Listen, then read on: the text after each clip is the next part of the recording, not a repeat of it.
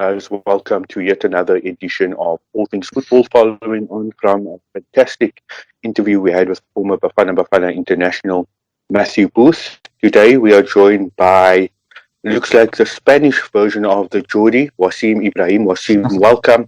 And of course, a face that you've seen once before on our channel. Welcome back, Sajid, and congratulations on Real Madrid winning the league. You must feel very chuffed, especially since it's been a bit of a tough decade for you guys. But Zidane seems to have the ball rolling and seems to have the trophies coming in once again. Yes, no, thank you very much for having me. Definitely happy that La Liga is back where I would say it belongs. But well done to Barcelona. We should always give thanks to all the teams that have participated, and Barcelona have definitely pushed us all the way. I don't know if it's the situation that we're all currently in that's attributed to the success of Madrid, but definitely chuffed, like you're saying, that we have now won La Liga, and we look forward to the future. Yeah, Sajid, the last time I saw such a big smile on your face was the day you got married. You were smiling from ear to ear. So definitely, as a very loyal, very genuine Real Madrid fan, I can see the happiness all over your face. Just in terms of Barcelona, Wasim, where do you think they faltered? Of course, their form was a bit hot and cold after lockdown. Real Madrid took advantage of that. They've been in imperious form. Where do you think Barca kind of fell off the pace and off the wayside? I think the main thing with Barca is that they lacked a complete squad to challenge for the title. Of course, they have the star-studded players in Messi, Suarez, Piqué, Ter Stegen, and so on. But apart from a few player titles, so I feel that they just lack the depth. And Real Madrid, when they had injuries, they still had players who could come in and do a job. So I think that squad depth was an issue, and there were games where Messi and Suarez would struggle to break down teams, and then Barca would concede soft goals and either then lose the game or draw the game, and that's where they lost the title. So I think they need to work on getting a better squad, and because injuries are obviously a part of the game, and this short period of time where they had so many games, they got a lot of injuries, and then they basically just suffered from there. So whereas Real Madrid again had a fantastic squad, so I think that's where they faltered, and hopefully they'll work on that next season. If you look at the two squads, a lot of people are saying there's an over reliance on Lionel Messi. Real Madrid have a bit of an aging core at the moment, but they've got a core nonetheless, and the core seeing them over the line. They of course are very experienced. They've got a winning mentality. Sajid, do you foresee a lot of changes in the Madrid squad when next season occurs? I read a report yesterday where Florentino Perez said that there might not be a lot of change, might not even be a lot of cash to spend in the transfer market. So what sort of changes do you foresee? Like I said, I think the current squad has a lot of depth. There's a lot of players that are experienced. They've got enormous amount of experience and a winning mentality. I don't think there will be many changes in the coming season. We've obviously Real Madrid has invested in Eden Hazard. He hasn't really contributed much due to injury this term, but I think that will change in the next season. If he's injured and he's consistent, then there will be more firepower up front. The defense, there's sufficient, and I think the one area where there could be possible improvement is definitely in the midfield. Currently the midfield duo of or trio, should I say, of Toni Kroos, Luka Modric, and Casemiro. They've been around the block now for the past 5 years and have done a sterling job.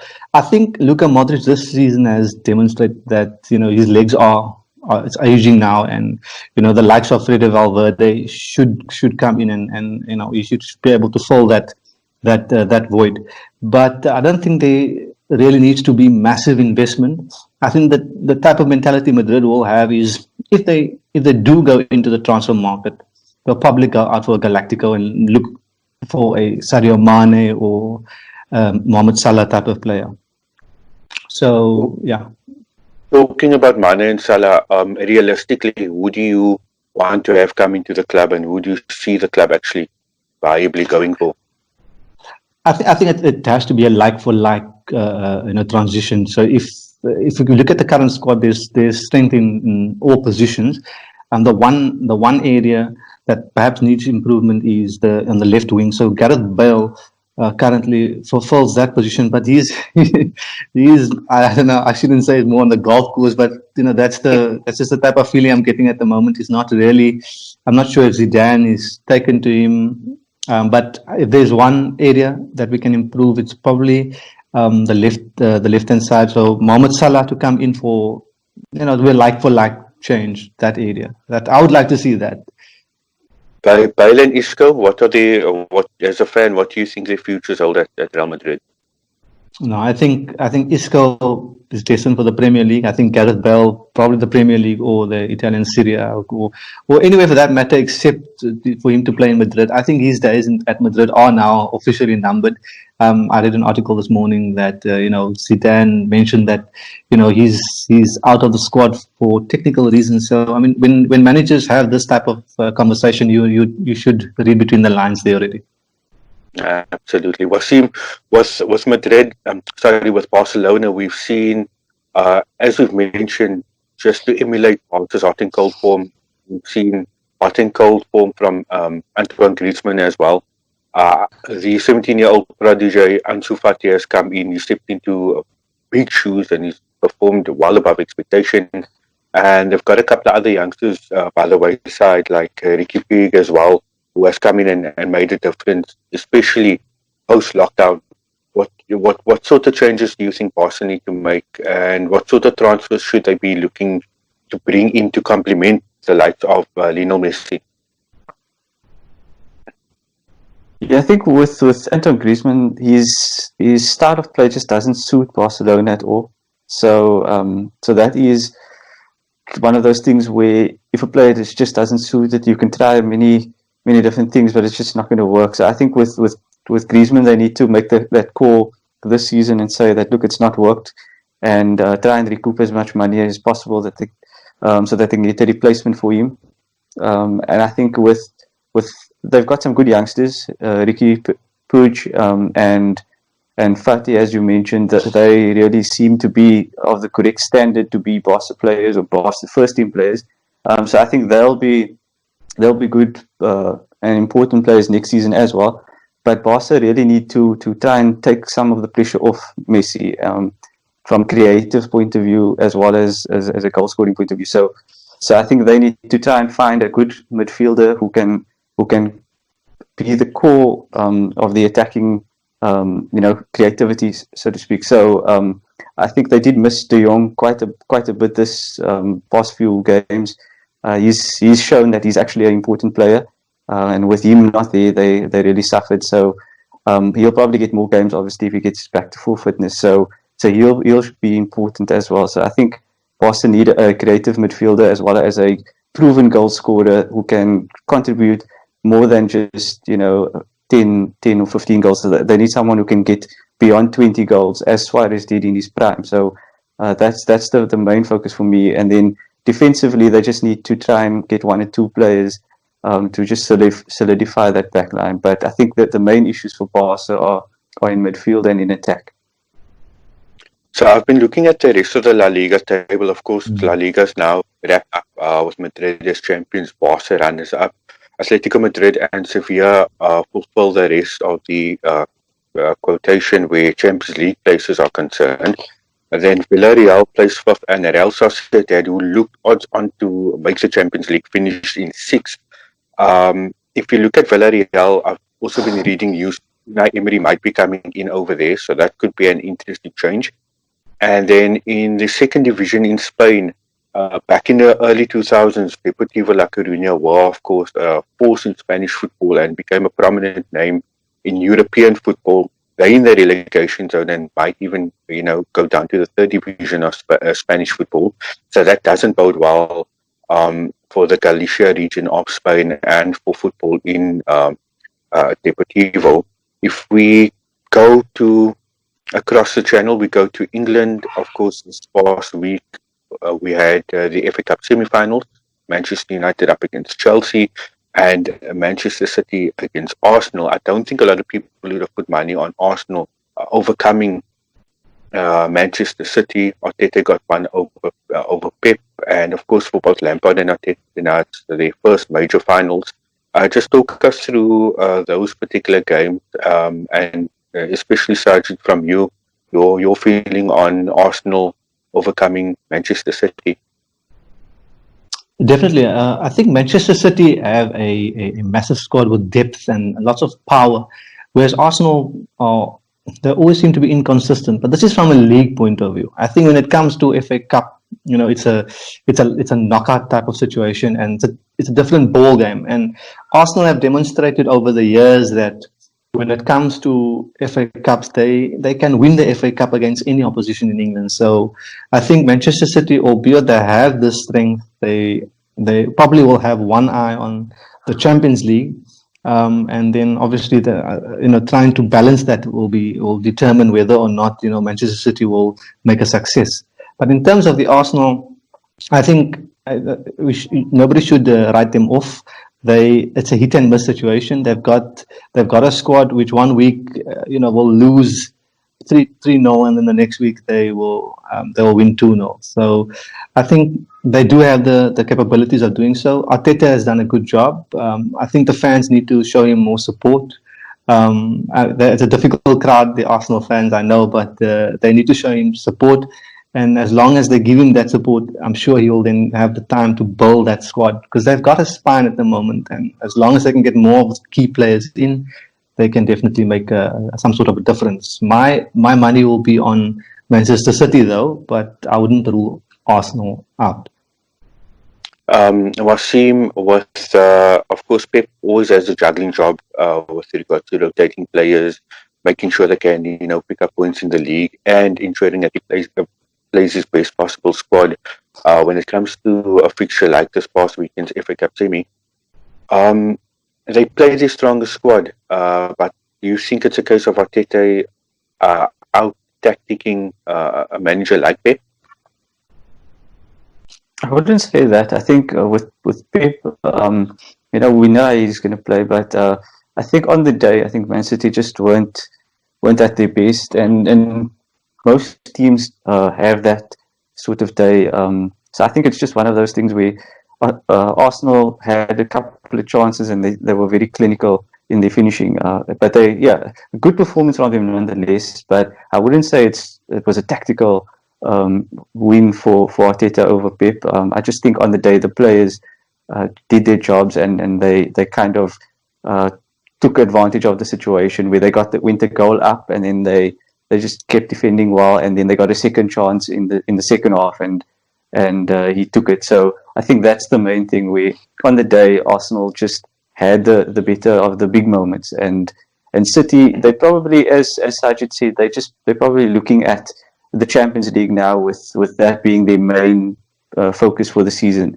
Otherwise, it's going to be a failure this season. So I think when the FA Cup semi-final was played, I think it's just a case of City have dominated the domestic game in England, and they've won so many of the domestic trophies. So I think from a mental point of view, I think they maybe just weren't switched on, and they're probably looking already ahead to the return match with the Real Madrid next month. And of course, if we go to the second semi, talk of David De Gea and the goalkeeping situation of Manchester United raised its head once again after yesterday's game. Some of United's defending and the overall performance was rather abject, to say the least. As a United fan, I have to say that the better team won on the day. United just, it didn't seem like they were at the races yesterday. There's a lot of talk about fatigue and, playing X amount of games within a very short period of time. But at the end of the day, you need to, be able to adjust to the fixture. Yes, Chelsea had more rest, but some of United's mistakes were absolutely diabolical. So from my point of view, there's no complaints as a United fan. The better team won on the day. As opposition fan, what did you guys make of United's outing? And since a lot of people have been talking about the De Gea situation, just touch briefly on that as well. Yeah, look, from my side, I would say that to point fault at one player would be, you'd be mistaken. I think David De Gea is part to blame for the goals that were conceded, but I think it's a collective issue at the club at the moment. And Ole Gunnar Solskjaer, he's wrestling with his superiors, and it's taking many months to get the changes that are required at Old Trafford to bring that squad that's needed so that they can compete at the highest level. I think that result against Chelsea was a culmination of factors that ultimately has decided that they have now lost that game. So I think Manchester United have a lot to work on during the transfer window, and if they want to be serious again and they want to be seen as a serious club, then they have to go out and invest in the caliber player that is of the stature of the club. And when we talk about Manchester United, we talk about a club that is successful, biggest club in the world. Surely there has to be some sort of changes at the club at a high level so that it can transmit on the field. I think, Riaz, with that game, United, they've been playing the same team for the last 4 to 5 games, the same 11. And for this game, he decided, okay, they've got 2 league games coming up in the next week. So he made changes, and he brought in Fred, and he brought in McTominay, and those changes, he took out Greenwood, took out Pogba, Martial didn't start. So he basically changed the team, and the players that came in just went up to the standard that they have been playing for the last few weeks. Williams doesn't seem to have adapted too well in comparison to Shaw. Luke Shaw was quite solid and reliable at left back, and Williams struggled yesterday. So I think it's just a case of, as Sajid mentioned, the squad in its entirety is not strong enough to battle on all fronts. But the first 11 is still quite dangerous, and probably likely to see them finish in the top 4 this coming season still. But I think it was one of those things where he thought, let me freshen up the team, make some changes. It's a cup game, and we've got 2 games that's quite important coming up. So make the changes and let's see. But it was actually to the detriment of the team, because the guys that came in just weren't up to the standard. So Chelsea have better depth, and they were able to then see the game out and win quite comfortably in the end. Absolutely. Yeah, I have to agree with you on that, Wasim. So there's 2 places up for grabs still in the Champions League. That's for position 3 and 4, and there's 3 clubs vying for it: Chelsea, Leicester, and United. What are your gentlemen's picks for who's going to actually finish up in those 2 places?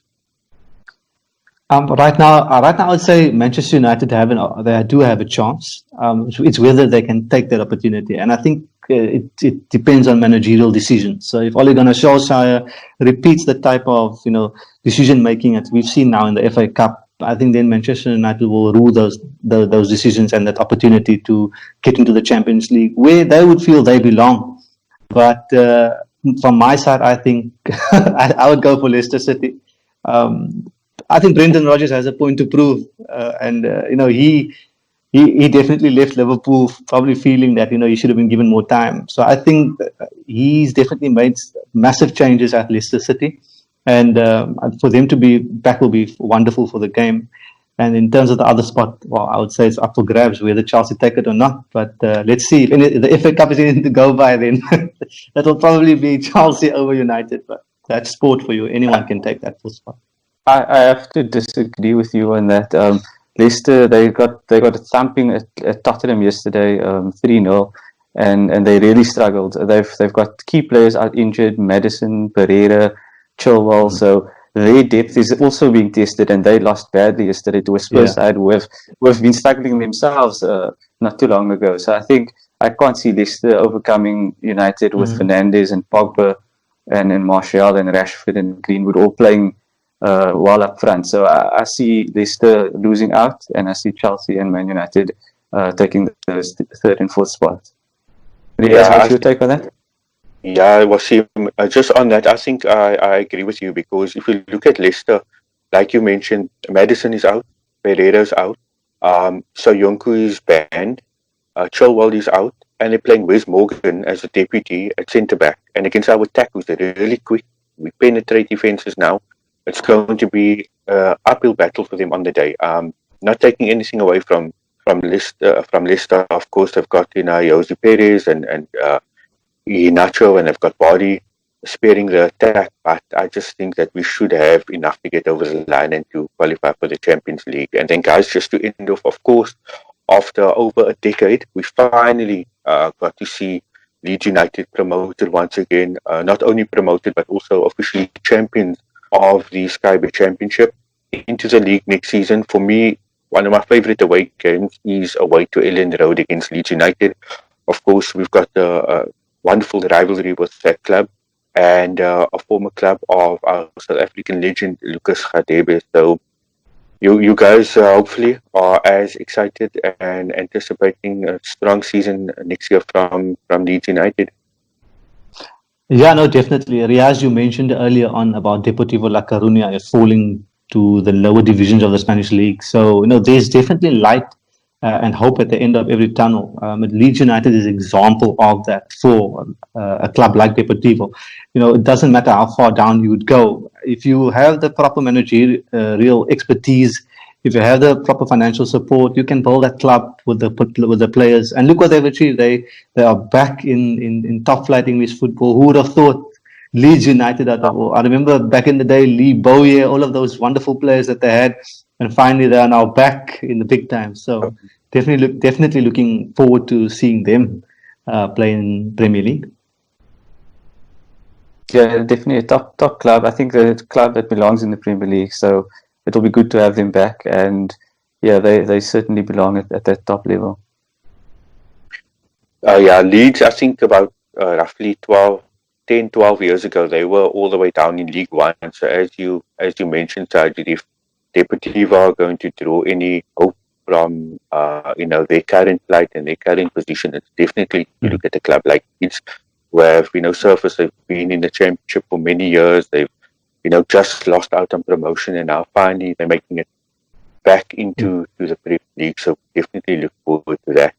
I would also like to see Bielsa as well. I think Bielsa is a top coach, and he's very entertaining. So I think him being one of the managers in the Premier League will be good, because he obviously get more coverage as well now. So for us as fans, it will be another interesting manager to look out for, along with the top managers that there are already. No, definitely, and also a top La Liga manager. So he's got a lot of expertise. He's got a very unique personality and some unique characteristics. And a lot of people are saying that the clubs are now beefing up their security so they don't have Bielsa spying on their training sessions. So, you're going to have to look out for that. As we come to the end of the league season, of course, European football is going to kick in with full force shortly. We're seeing the return of the Europa League and the Champions League. Sajid, just before we end off, and we will do a video, of course, on the Champions League, but your team, you have an uphill task playing Man City away. City have kind of, their form's not been that great. They have been found wanting one or two times, where since lockdown, your team has looked phenomenal. So do you have a bit more hope going into the second leg? Yeah, I would definitely say that. I definitely have more hope. Manchester City, you can't write them off. They, on their day, can take any team out. But I think the same can be said about Real Madrid. And at the moment, I do feel Madrid has that momentum, where City still has 2 fixtures left in the league. Then they have a short break for a few days, and then they will go into the Champions League game. The one advantage they do have is it's at the home ground. And but obviously now there's no fans, so it'll make for a dull atmosphere, I presume. So Madrid hopefully takes that to their advantage and can overturn that 2-1 deficit that's currently there. I think Madrid should go in with a mentality that they need to score 3 goals, and that's, for me, is the only way they will qualify for the next round. Wasim, what's your take on that second leg? Yeah, I think it's going to be interesting, because Man City have been a club that have wanted to win the Champions League for quite a few years now, and they've never really gotten close. So I think this was the one moment where they could knock out the giant and really say, look, we're here and we belong. So they did so well in that first leg. Obviously, it was a few months ago already, but so they've lost a lot of the momentum from that feeling. But I think they should take it, in my view, because they got that 2 away goals. They've got the lead. So even a draw or a a low scoring defeat would still be fine for them. So I see Man City going out and actually pulling that through. But it's going to be interesting because both teams on their day can beat anyone and they can be the best in Europe. And I think with Real having won La Liga, they've got nothing to lose now because their season won't be a success, won't be a failure, even if they lose this game, because at least they've got one to beat. But whereas Man City, if they lose this game, they would have then basically failed on all fronts. So that's why it's going to be a big game for both clubs, and certainly as a football fan, it's going to be fascinating. Absolutely. Sajid, Wasim, thank you very much for your time again this evening. To those watching, look out for our next up-and-coming videos. We might have a few surprises in store for you guys as well.